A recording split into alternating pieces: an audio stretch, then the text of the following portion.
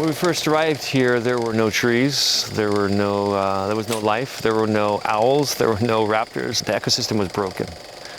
So it was all denuded land because they tried to monocrop and then they gave up. We recognized in this area the vulnerability of people as food security. So we looked for a property of land that was actually denuded because we wanted to show how you can restore land that had no more fruit, no more sustainability. So we want this to be a model that there's always hope. You can restore the natural health, natural carbons to your soil in a healthy way, and you can feed your families and don't give up. We have multiple ways of farming that we try to show as an example. We start with the faith garden. It's food always in the home.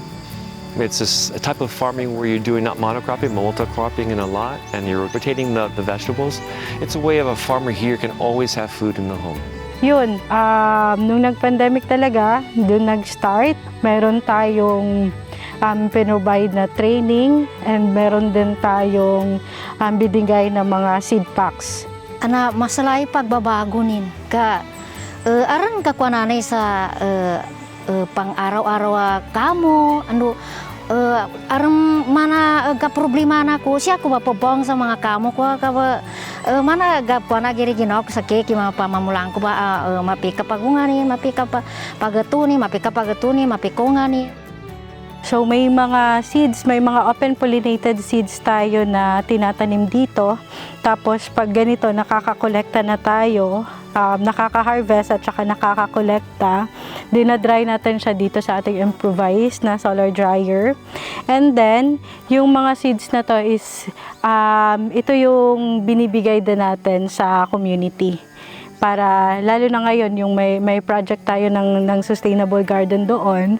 So yung ibang mga binhi, ibang mga buto is galing na dito sa farm.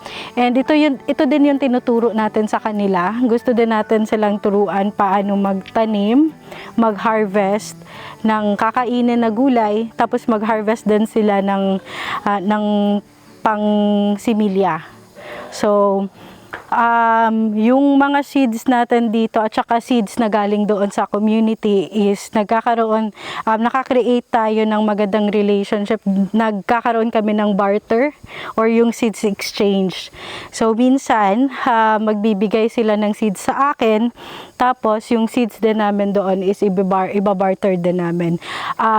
Kinukuha namin yung available na mga seeds na nasa community kasi itatanim namin yun siya dito, imimix namin kung ano yung meron kami dito para maiwasan din yung inbreeding.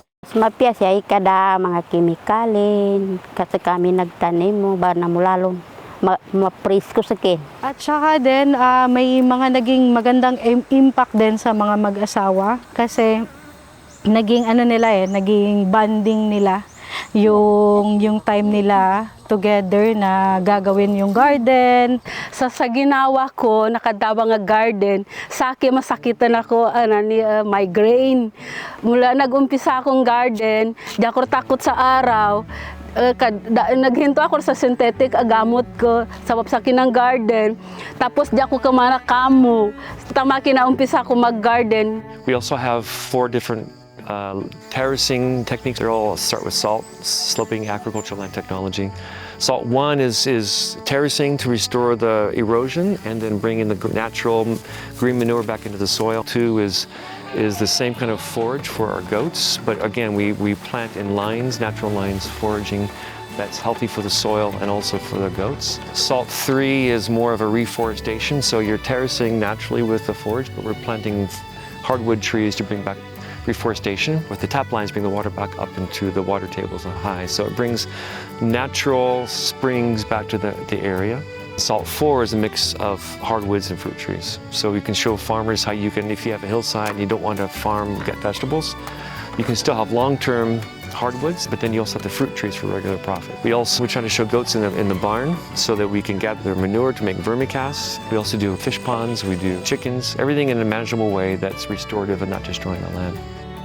We see those farms coming out of a place of shalom where we want to restore right relationships with God, right relationships with each other in communities, and right relationship with His created world, and right relationships with ourselves as if we have a whole healthy relationship with God. In those 4 realms, we want to see restoration. We want to see shalom. And this farm, we seek to be a model of that. How do we bring shalom to a community? How do we bring community together around food, around management of His creation? And then how do we bring people into a community restoration to Him, so they understand who God is, how He loves them, loves His creation, and desires for us to manage each other and His world in the way that He created. That's where shalom is. And so we seek this to be a place of shalom, of peace, of wholeness, of flourishing.